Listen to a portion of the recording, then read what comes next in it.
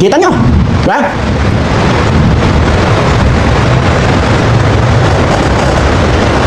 Oh.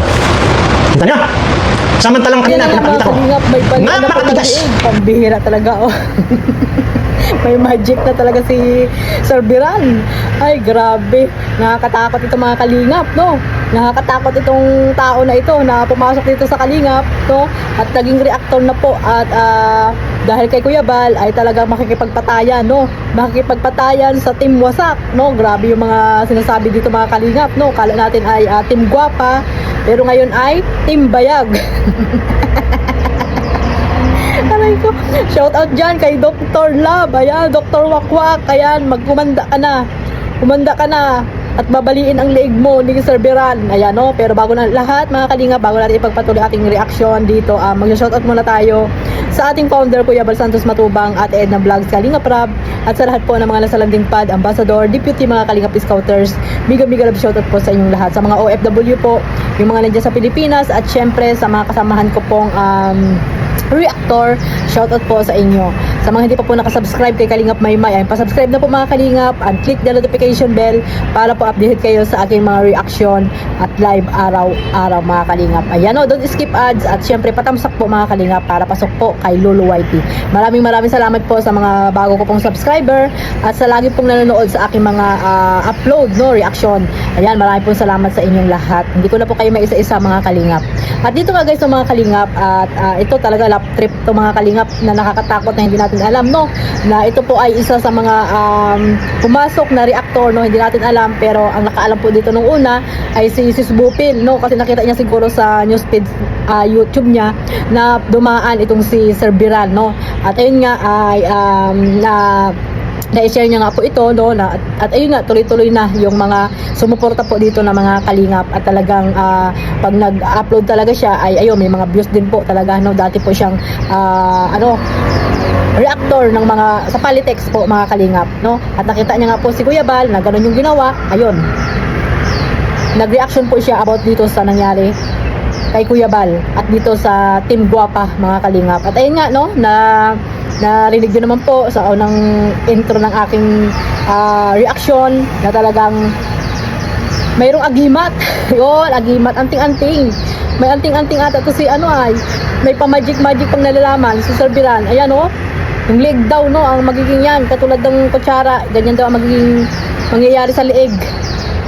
Ganyan daw ang mangyayari sa leeg ng mga anti-Kalingap, no, especially si Dr. Wakwak, Salcido, Kangipin. Ayan, humanda na kayo at pupuntahan kayo. Pambihira yan.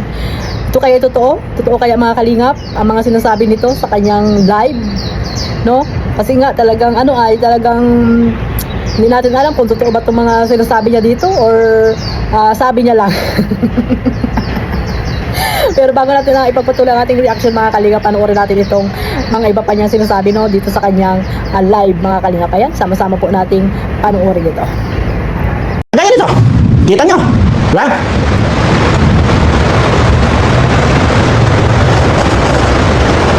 Oh. Kita nyo? Samantalang kanina pinapakita ko, napakatigas. Pero bakit ito? Bali. Napakatigas, kutsara, napakatigas, nabali. Dito lang. Ano pa kaya yung liig mo? Ha? O yan yung sinasabi ko. Samantalang yung pinapakita ko kanina, ang tigas-tigas. Ano? Yan. Abangan nyo ako dyan sa Bicol. Kaya ko sinasabi ito, lagi kong hawak para pansinin ninyo. Ito, ang pan po niyan, ang tigas-tigas niyan, matigas. Matigas yan, matigas. Kaya, ito, gaganyanin ko lang,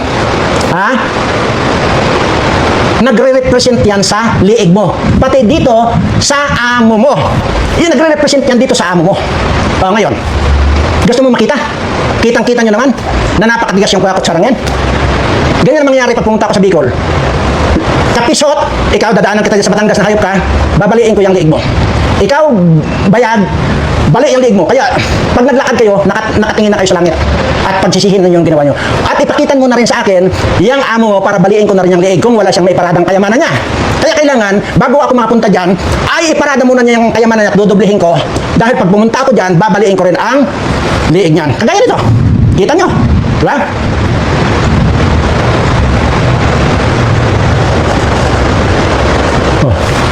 Kita nyo? Samantalang kanina, pinapakita ko, napakatigas. Pero bakit ito? Bali. Napakatigas, kutsara, napakatigas, nabali. Dito lang. Ano pa kaya yung liig mo? Ha? O yan yung sinasabi ko. Samantalang yung pinapakita ko kanina, ang tigas-tigas. At ayun nga mga kalingap, no, ay grabe. Kumanda na kayo. Dr. Wakwak, kumanda ka na. Pupuntahan ka na sa daet, no? Marami na pupunta sa iyo dyan. Si Kendred, pupuntahan ka na rin. Kaya tumago ka na sa saya ni, ni Mrs. Love. Tumago ka na sa saya ni Mrs. Love. At itong si Kangipin, no? Dadaanan ka daw dyan sa Batangas. Ay nako, Batang. Kamusta? Dadaanan ka daw ni Sir Biran dyan sa Batangas at yung liig mo ay babaliin niya. Pambira talagang tapang ni Sir Biran, no, mga kalingap. At grabe yung talagang galit niya din po dahil sa nangyari po dito kay Kuya Bal, no? Sabi niya kung sa kanya daw nangyari ay baka daw nabulok na sila sa dahil papatayin. May mga patay na pong nangyayari, guys. Pambira yan. Ano na tayo mga kalingap? Pambira naman, no? So ayan, no, mga kalingap, good vibes, no? Good vibes talaga yung premiere ni Kuya Bal kanina. Nag-premiere din, di ba? Talagang good vibes po at nakakatuwa mga kalingap dahil may ganitong tao talaga na handang makipagpatayan dahil kay Kuya Bal Santos at kay Kalingap Rap dahil sa mga ginagawa nilang hindi maganda dito sa mag-ama po mga kalingap, no? Lalo na pa sa Team Wasak, no? Grabe, hindi na pala Team Guwapa yan, ay Team Bayag. Kala ko pa mga gwapo ka dyan. Pero bakit ganyan yung mga sinasabi sa inyo ni Sir Biran? Kung ano-ano yung mga sinasabi sa inyo ni Sir Biran, pambira yan.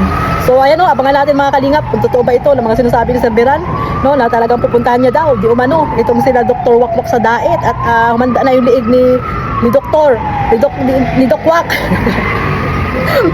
Ni Doc ihanda mo na yung wala mong liig, wala ka nang liig, mawawala palalo kasi babaliin daw yan ni Sir Biran. Pambira naman talaga, oh. So ay mga kalingap, no, good vibes lang po mga kalingap, huwag niyo pong seryosohin, lalo na po yung mga viewers dyan, no, gawin lang pong libangan itong mga napanood niyo po na mga reactor. Kung ayaw niyo po ma-stress sa mga issue, huwag niyo na lang pong panoorin mga kalingap, no. At kung kayo naman po ay nalilibang sa mga ganyang reactor, no, na kung ano-ano yung mga sinasabi na may mga patayan na, ay nasa sa inyo po yan mga kalingap dahil katulad yun, pag nag-reaction si Kuya Bal, di ba nakakatawa? Doon na lang kayo manood kay Kuya Bal, no? Nire-reaction na naman ni Kuya Bal yung iba niyang mga sinasabi sa kanyang live. Kaya mas maganda po doon kay Kuya Bal manood kasi nakakatawa, no? Nakakatawa mga kalingap yung pag-reaction ni Kuya Bal dito kay Sir Biran. Kaya doon na lang tayo manood mga kalingap. Pero kung gusto niyo nang panoorin, ayan, puntahan niyo po ang kanyang YouTube channel at mapapanood niyo naman po lahat yung kung ano yung mga sinasabi niya, no? At abangan natin yung balian ng liig. Nakakatakot ito mga kalingap, magbabalian na ng leeg, pambira yan, no? Bakit napunta sa ganitong sitwasyon? Humaba na ng humaba at naglaot na ng laot. Sino-sino na ang nadamay, no mga kalingap? Ayan, kaya kay Dalaga, sabihan mo na si Doc Wak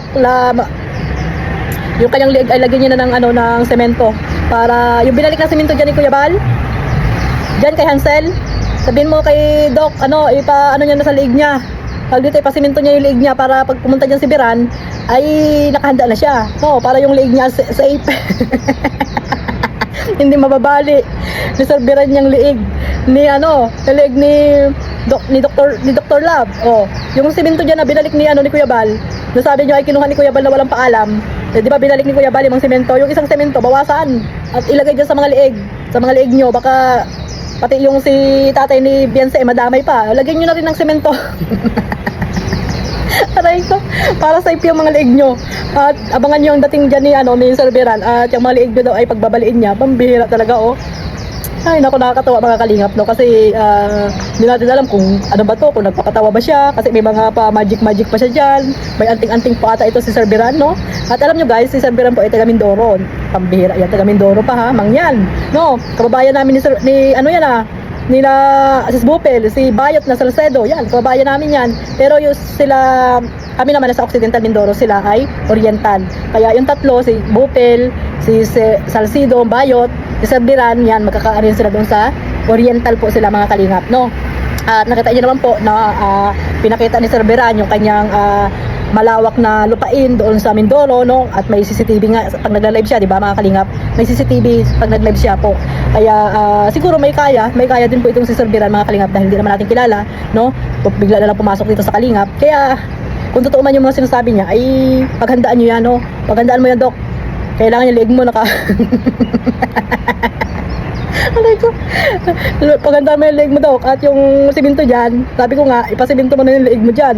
Binalik nga ni Kuya Bal yung simento dyan. Eh, di kailangan ipasiminto nyo na yung mga leeg nyo. Oh, isama nyo na rin si, si tatay ni Beyonce. Baka madamay pa.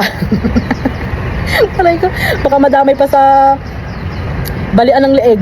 So mga kalingap, so ayan no mga kalingap, at good vibes na po tayo mga kalingap no, wag natin seryosohin yan at abangan natin yung mga susunod pang mga live dito ni Sir Beran, at syempre kung ano man yung mga sinasabi niyan ay wag na lang din natin seryosohin, baka yan lang po ay lang content lang din, at kung totoo man ay mas maganda, di ba? Mas maganda yun dahil magkakaharap sila at tingnan natin kung sino talaga yung matapang, no?